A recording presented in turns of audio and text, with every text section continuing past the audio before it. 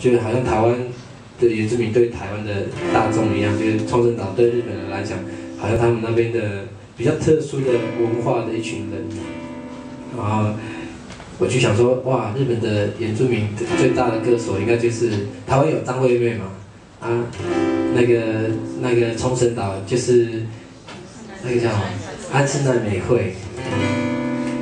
我就在冲绳岛表演的时候，我就说，好不容易都来到冲绳了，我要写歌给安室奈美惠，我就给那边的日本的听众，然后现场的翻译他就不知道要不要替我翻译，我说要翻译，然后翻译完，然后全部的日本人，他们反应跟你不一样，他们说啊，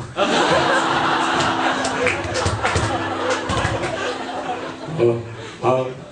然后我说他们可能不太相信，因为前面表演都唱那个阿美族的歌这样。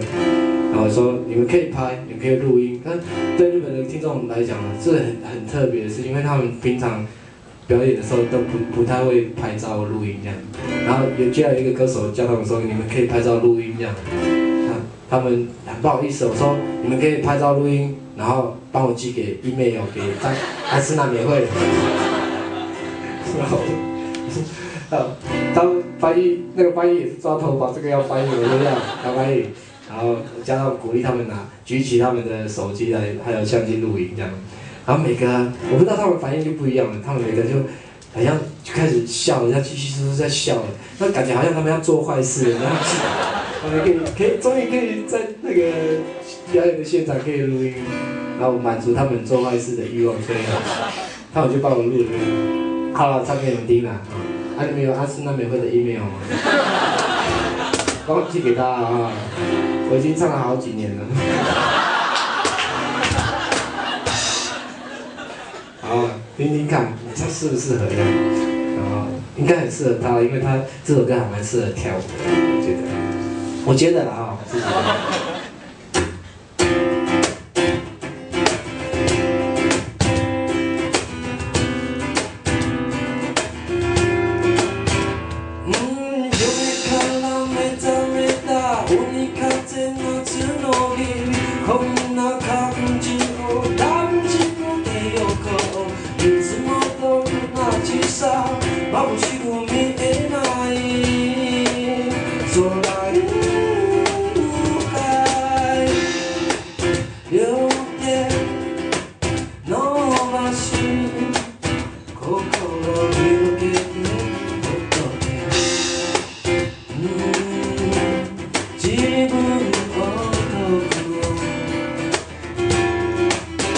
そのことそうさかなり戻ってかっこいい風と空の誘い何か変わる夜から目覚めた鬼風夏の日こんな感じを感じてよこういつもと同じさ眩しく見えない空へ向かい夢から目覚めた夏の日こんな感じを楽しんでよこういつもと同じさ眩しく見えない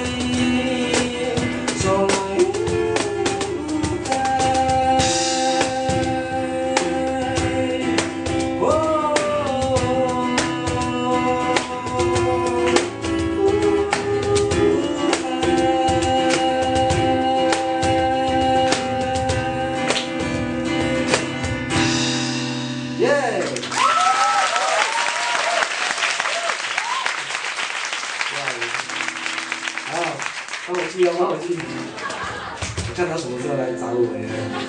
还是要他留电话号码？怎么了？你们不想我的号码吗？有人要我的号码，真的。我考虑一下。好了，就是这些，大概就是我会唱的所有的日文歌，就2首。唱国语好了啦，一直唱你们听不懂的。你们的反应很奇怪。啊，好，还是很紧张的样子吗？聊天。你们可以聊天啊，没关系啊。我讲话很冷，帮我制造一点声音啊。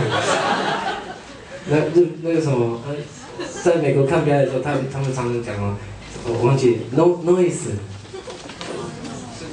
吗 ？Give me something noise， 是这样吗？那叫什么？我有讲对吗？是吗？啊，好像我讲的是泰文还是？随便滑的，随便滑，来，干杯嘞！你们不想听了是不是啊？苏密，你们唱起风了，等一下慢点啊！我都还没有打板下班的人在点歌了，点歌放在后面。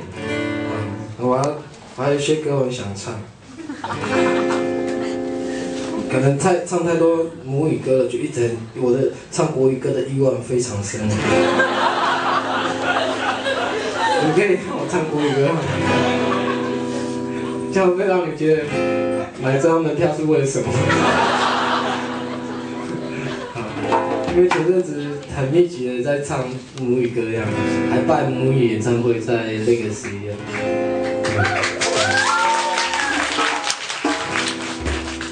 我去唱这首国语，等下去唱母语了。我想要唱这首，这是我当兵的时候写的一首歌，这样。我觉得人生总是会遇到挫折，尤其是在追求你自己很想追求的一些事情上面。我爸爸一直都不让我做自己喜欢做的事。